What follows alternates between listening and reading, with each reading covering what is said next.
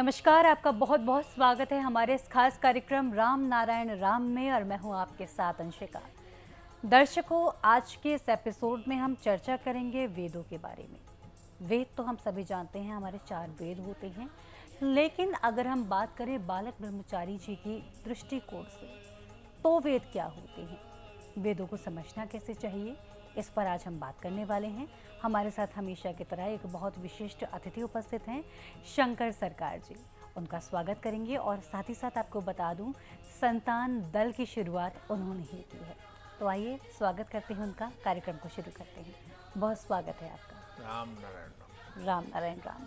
President, आज जो हम चर्चा करने वाले हैं वेदों पर, पहला सवाल यही है, वेद क्या है? वेद का मतलब है आदमी का बना हुआ वेद ग्रंथ नहीं है। अच्छा। हिंदू और सनातनी लोग जो वेद के बारे में बताया, ऋग्वेद, यजुर्वेद, सामवेद, अथर्ववेद, जी। ये वेद लिखने का कोई जरूरत नहीं था। अच्छा। ये वेद स्वयं प्रकृति है। वेद का मतलब नेचर, वेद का मतलब प्रकृति। प्रकृति तो एग्जिस्टिंग है ही है। हम लोग को आँख से देखते हैं, कान से प्रकृति का वार्ता मिलते हैं और प्रकृति खा के हम जिए हैं। प्रकृति को हम लेके सांस प्रश्वास में हम, प्रकृति हमारा है, खाने में प्रकृति है, शरीर को ठीक करने के लिए, एनर्जी के लिए प्रकृति है। प्रकृति तो वेद है। अलग से वेद बोल के किताब लिखने का क्या जरूरत है? अगर ठीक है। ये वेद आदमी का बना हुआ है, ईश्वर को तो बना हुआ नहीं है, बनाया नहीं ईश्वर ने। तो हम लोग जो जन्म लिया, पैदा हुआ, कोई धर्म का, आदमी का बना हुआ धर्म का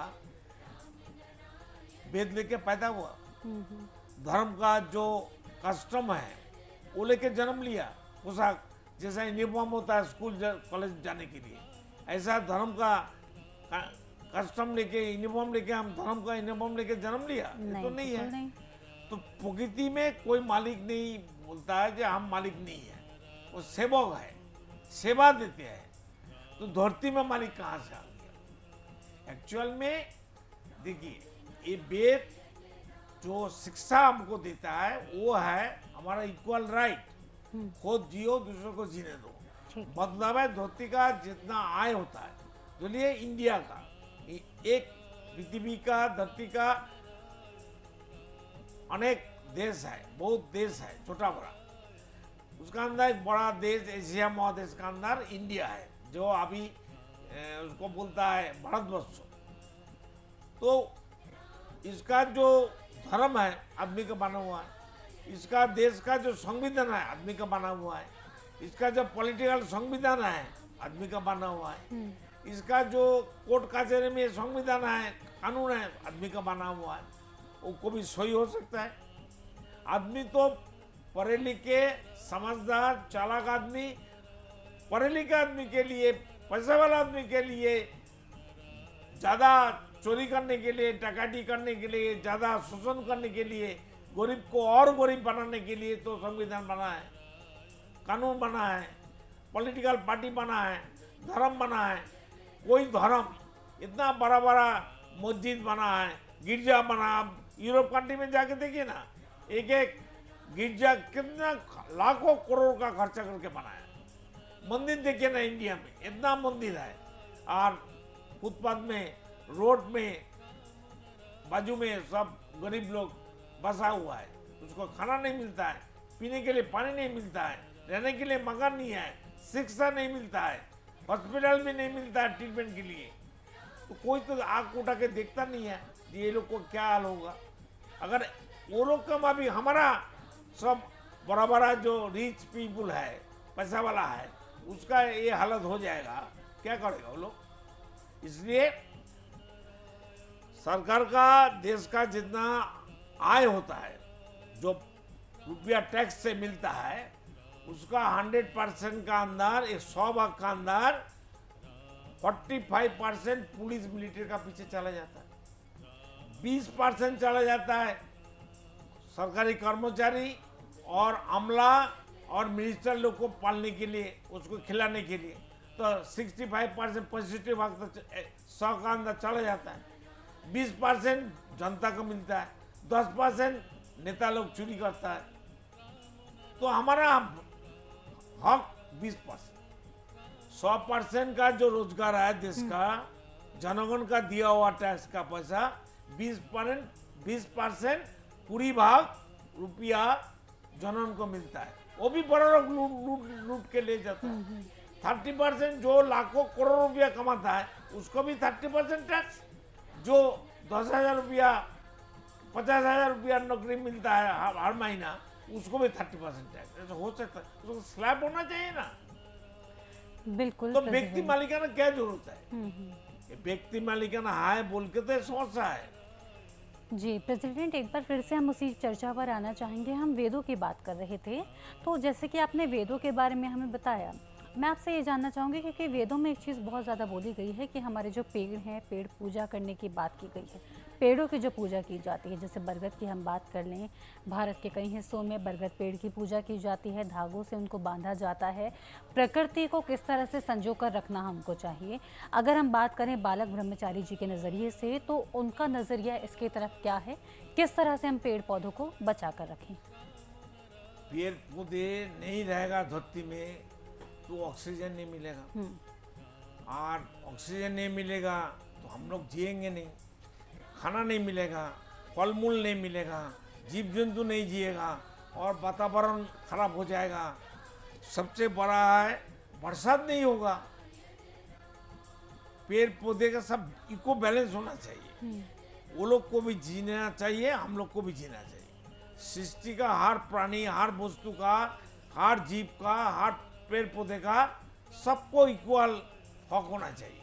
जैसे आदमी को जीने का हक है, पेड़ पौधे का है, जीव जंतु का है। आदमी खाएगा, मनुष्य खाएगा, और गाय बाछुर है, कुत्ता है, सियाल है, वो लोग को खाना नहीं मिलेगा। सबको खाना देना है, हमको भी जीना है, वो लोग को भी जीने देना है। इसके लिए सरकार को कानून बनाना पड़ेगा। तो आदमी के लिए कानून है, सुंदर में खाना कौन देगा भाई? वहाँ तो खाना, बिना खाना से सब मरता है, जीव जंतु जानवर मरता है। इसलिए धरती से व्यक्ति मालिकाना हटाना पड़ेगा। ठीक है, बिल्कुल। प्रकृति मालिक नहीं है। प्रकृति में आप ढूंढिए, ईश्वर मालिक नहीं बोलता है, अल्लाह बोलता नहीं है मैं मालिक हूँ। हम लोग बोलते हैं वो मालिक है, लेकिन वो नहीं पता है हम मालिक है। तो मालिक बन के जो हमको शोषण करता है, मेरा खून चूसता है आदमी का, सबका 1,500 आदमी खून चूसने वाला 800 करोड़ आदमी का अंदर है। तो सबको इक्वल राइट करें, जैसा जैसा कर्म है सब मिलके करेंगे, सब मिलके बांटेंगे, मिलके खाएंगे। जरूरत क्या है? प्रकृति में क्या हुआ भाई? प्रकृति में तो कोई मालिक नहीं है, कोई राजा तो नहीं है, तो धरती में राजा और मालिक, मिनिस्टर, प्रेसिडेंट क्या जरूरत है? सब एक ही पिता, एक ही प्रकृति का संतान हो, अलग से सब पौधों भी क्या जरूरत है? जी, तो पेड़ों का इस तरह से ख्याल हमको रखने की जरूरत हाँ है। एकदम। सर, पेड़ को इज्जत देना चाहिए। जी, पेड़ हमारा आत्मा है, पेड़ पार्ट ऑफ आत्मा है। पेड़, बिना पेड़ से धरती नहीं जिएगा। बिल्कुल आप ठीक कर रहे हैं। पेड़ों का होना बहुत ज़्यादा ज़रूरी है, अन्यथा हमारा जीवन भी हम जी नहीं पाएंगे, क्योंकि ऑक्सीजन हमें उनसे मिलती है। हमने काफ़ी सारी बातें कर ली, पेड़ पौधों की बात कर ली, हमने धर्म की बात कर ली। अब मैं आपसे जानना चाहूँगी आम आदमी के बारे में। अगर एक आदमी संतान दल से जुड़ता है तो उनको क्या कुछ बेनिफिट्स मिल सकते हैं? मैं ये कहना चाहती हूँ, इससे मेरा मतलब ये है कि अगर कोई इंसान संतान दल से जुड़ता है तो जब वो जुड़ेंगे तो क्या कुछ उनको करने को मिलेगा, जीव सेवा करने को मिलेगी, पुण्य कैसे बढ़ेंगे, किस तरह से एक अच्छी लाइफ हम जी पाएंगे, किस तरह से अपने पुण्यों को बढ़ा पाएंगे? देखिए, संतान दल का जो सोच है कोई आदमी का बना हुआ सोच नहीं है। ठीक है, संतान दल है प्रकृति। ठीक है। हम लोग प्रकृति को छोड़ के आदमी का बना हुआ धर्म के बारे में हम नहीं बताते। हमारा लिए ना मंदिर की जरूरत है, ना मस्जिद की जरूरत है, ना गिरजा का जरूरत है। हमको जरूरत है, हर आदमी को राइट चाहिए। धरती में जो कुछ है वो सृष्टिकर्ता अल्लाह खुदा गॉड का बना हुआ दिया हुआ देन है, उसको इक्वल राइट दीजिए। इक्वल राइट कौन छीन लिया? हमारा संविधान। इक्वल राइट कौन छीन लिया? हमारा पॉलिटिकल लीडर लोग। इक्वल राइट कौन छीन लिया? हमारा धर्म, आदमी का बना हुआ धर्म। यही तो समस्या हो गया।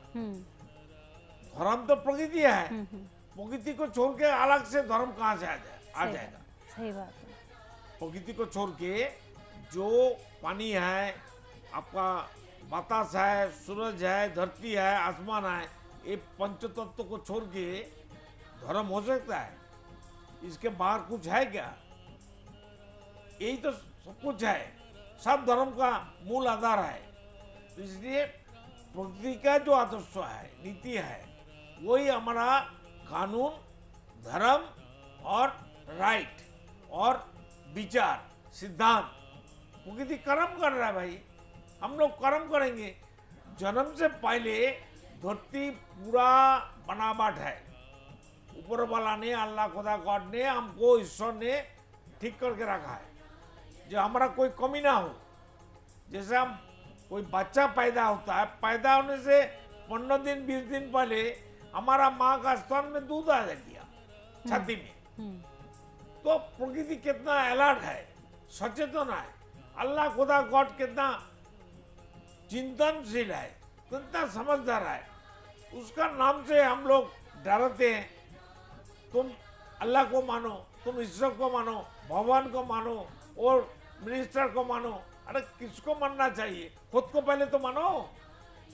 आपने बहुत अच्छी तरह से हम सभी को समझा दिया। मैं अपने दर्शकों को बोलना चाहूँगी, जिस तरह से प्रेसिडेंट ने हमें समझाया है कि एकमात्र हमारा धर्म होना चाहिए, वो ये कि एक व्यक्ति दूसरी व्यक्ति की मदद करे, उन्हें समझे और उनकी ज़रूरतों का ख्याल रखे। क्योंकि कहीं ना कहीं हम सभी भी एक परिवार हैं और परिवार के एक सदस्य का यही कर्तव्य होता है कि दूसरा सदस्य भूखा ना सोए, परेशान ना हो और उसे किसी चीज़ की कमी ना हो। एटलीस्ट मूलभूत सुविधाएं जो होती हैं उनकी कमी ना हो। तो कहीं ना कहीं हमको ये सोचने की ज़रूरत है। और अगर आप चाहते हैं कि इस सब चीज़ों से आप जुड़ना चाहते हैं तो आप संतान दल से जुड़ सकते हैं। उसके लिए डिटेल्स आपको डिस्क्रिप्शन बॉक्स में मिल जाएंगी, टीवी स्क्रीन पर नंबर मिल जाएंगे। और अगर इन चीज़ों को लेकर आपको थोड़ी भी कन्फ्यूज़न आपको लग रही है, किसी भी चीज़ को लेकर कि अरे ऐसे कैसे करना है या कितना डोनेशन देना है, कितना दे सकते हैं या नहीं, दे तो जितना आपकी क्षमता है, जितना आप देना चाहते हैं उतना आप कर सकते हैं। लेकिन फिर भी अगर कोई कन्फ्यूज़न आपको हो रहा है, कोई भी आपको क्लियरेंस चाहिए, क्लैरिटी चाहिए, तो वो आपको इन डिटेल्स जो आपको नंबर्स दिए जा रहे हैं, नंबर्स पे आप कॉल करके बात कर सकते हैं। आपकी समस्या जो आपको ड्यूरिंग दिस एपिसोड में अगर कुछ भी आपको ऐसा लग रहा है कि इसके विषय के बारे में मुझे और भी ज़्यादा जानना था, तो आपको मिल जाएगी, जानकारी आपको दे दी जाएगी। इसका कोई शुल्क आपसे नहीं लिया जाएगा। और संतान दल से जुड़ के आप डोनेट भी कर सकते हैं, जितना आपका संभव हो, आपसे जितनी आपको पॉसिबल हो सकता है उतना आप डोनेट कर सकते हैं और एक अच्छे कॉज के लिए आप काम कर सकते हैं। प्रेसिडेंट, जैसा कि मैंने अपने व्यूअर्स को बता ही दिया कि हम डोनेट कर सकते हैं, बिल्कुल डोनेट करना चाहिए और सब लोग डोनेट कर सकते हैं। क्या आप हमें ये बता सकते हैं कि डोनेशन की क्या प्रक्रिया रहती है और किस तरह से, अगर हम जैसे कि और भी लोग आपसे डोनेट करना चाहें, तो क्या आपके पास में आकर के क्या कुछ करना रहता है या क्या क्या किस किस एक्टिविटी में पार्टिसिपेट कर सकते हैं? हमारा संतान दल संगठन 1966 में बना है जी। हमारा ATG है, हमारा अकाउंट है, हमारा अकाउंटेंट है, CA है। हम लोग खुद अपना 10-20 आदमी 100 आदमी मिलके इसको चलाते हैं। मेन पार्ट मेरा रहता है। हर साल 1 करोड़ रुपया हम कमाते हैं और देते हैं। हम किसी इंसान, किसी मनुष्य को धरती का पैसा मांगता नहीं है, उनके लिए वो डोनेशन दे, हमारे लिए जरूरत नहीं है। अच्छा। उनका मुक्ति के लिए, उनका ज्ञान मिलने के लिए अगर कंटिन्यू हम चलाएंगे टीवी में प्रोग्राम, तो पैसा जरूरत है, तो पैसा उनके लिए जरूरत है। क्यों? वो लोग को जानकारी चाहिए, और भी जानकारी है। ये जानकारी तो 50 साल हम कहेंगे, बोलेंगे। जो मेरा गुरु वालों को मुझे बताया, राम नाम के बारे में जो कॉन्सेप्ट है, उसको जानकारी मिलने के बाद हर आदमी का जिंदगी बदल जाएगा और नया जीवन मिल जाएगा और कोई कमी नहीं रहेगा। देने से घटता नहीं है, लेने से घटता है। दे के आप बढ़िए, बड़ा होइए। जो जब तक नहीं देगा, खून देने से आपसे आप खून मांगता है। इसलिए डॉक्टर लोग, सरकार लोग प्रचार भी करते हैं, तुम खून दो, जिसको खून जरूरत है उसके लिए। खून हम लोग देते हैं 3 महीना 6 महीना बाद, तो हमारा खून घटता है क्या? खून तो आपसे बढ़ता है। तो धन तन देके आप लोग सेवा करिए, प्रकृति का सेवा। प्रकृति भी तो सेवा मांगते हैं, वो सेवा देते हैं, वो भी सेवा मांगते हैं। कौन सा सेवा? जो तुम हमको इज्जत दो, तुम हमको एक तो गुरुत्व दो, हमारा कर्म को तुम स्वीकार करो, हमारा कर्म को तुम मानो। हम सब कुछ दिया है, फिर तुम बोलता तुम्हारा अभाव है। असली धर्म में, असली वेद प्रचार में, संतान दल में जो डोनेशन देगा उसका बढ़ेगा बढ़ेगा, कोई रुकने वाला नहीं है। उसका जिंदगी में कभी कोई अभाव नहीं होगा, कोई रोग बीमारी नहीं होगा, एक गारंटी देता हूँ। किसी का बीमारी है मेरे को बोलना, हम 3 मिनट में एक मुस्लिम का घर में फिरोज अली, शेख फिरोज अली, जिसका घर में बच्चा मेडिकल कॉलेज का डॉक्टर है, उसका घर में हम ठहरे हुए थे, तो 12 बजे उसका बच्चा का बुखार आ गया, 7-8 डिग्री ज्वर आ गया, रोते थे। तो हमको फिरोज अली के वाइफ बोलता है, बाबा देखिए मेरा बेटा रोता है, बीमार आ गया। तो वो डॉक्टर को, उसका बेटी डॉक्टर था, डॉक्टर को पूछा तो अब मेडिसिन कहाँ से लाएंगे रात 12 बजे? तो हमारा रुको, हम आता है। हम उसका छाती में हाथ रखा, 3 मिनट अल्लाह को पुकारा, ऊपर वाला को याद किया और राम नाम जप तप किया, बीज मंत्र जप तप किया। अब सब विदिन 3 मिनट वो अच्छा हो गया। ये तो नजीर है, कोई हमको एग्जामिन ले ले। हम जहां भी बैठे रहेंगे, किसी का बीमार है, दुख है, कष्ट है, हमको बताए, सब कुछ नेचर से आया, हम नेचर को बोलेंगे भाई उसको कुछ भेजो, अब सब चला जाएगा। ये प्रैक्टिकल है, ये हकीकत है, इसको विश्वास करिए, खुद को मानिए, हमको मानिए, संतन दल को मानिए। कोई अभाव नहीं है, सृष्टिकर्ता ऊपर वाला अल्लाह खुदा गॉड ने कोई अभाव नहीं रखा है, अभाव हम लोग सृष्टि करते हैं। इसलिए जागिए और आगे बढ़िए। जी प्रेसिडेंट, आपसे बात करके बहुत अच्छा लगा। बहुत सारी जानकारी नई नई हम सभी को मिल रही हैं, एक अलग नज़रिए से चीज़ों को जानने का मौका मिल रहा है। इसी के साथ वक्त हो चला है इस एपिसोड पे ही विराम लगाने का। आपका धन्यवाद देना चाहूँगी, आप यहाँ आए, आपने बहुत कीमती समय दिया, बहुत धन्यवाद। तो दर्शकों, इसी के साथ आज के इस एपिसोड में इतना ही। उम्मीद करती हूँ कार्यक्रम आपको पसंद आया होगा। चीज़ों को एक अलग पर्सपेक्टिव से जानने का, एक अलग नज़रिए से जानने का मौका हम सभी को इस कार्यक्रम के माध्यम से मिल रहा है। इसी के साथ अगर आप अपने पुण्य में वृद्धि करना चाहते हैं, आप चाहते हैं किसी बेसहारा का सहारा बने, तो उसके लिए संतान दल से आप जुड़ सकते हैं। उसके लिए डिस्क्रिप्शन में आपको डिटेल्स मिल जाएंगी, टीवी स्क्रीन पर नंबर मिल जाएंगे, इन नंबर्स पे आप कांटेक्ट कर सकते हैं और डिटेल्स पर आप जा सकते हैं, डोनेशन आप दे सकते हैं। इसी के साथ मैं लेती हूँ आपसे आज्ञा, फिर होगी मुलाकात, तब तक के लिए नमस्कार।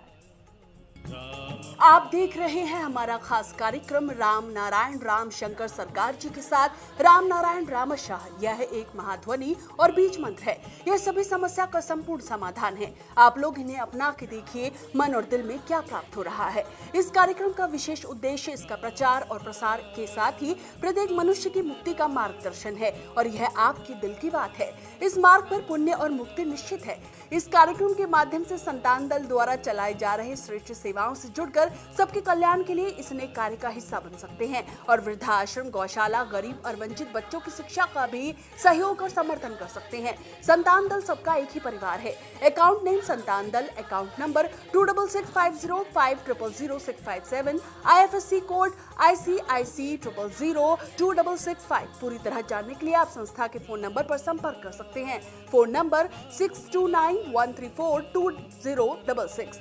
9836073503, ईमेल ID santandal1960@gmail.com।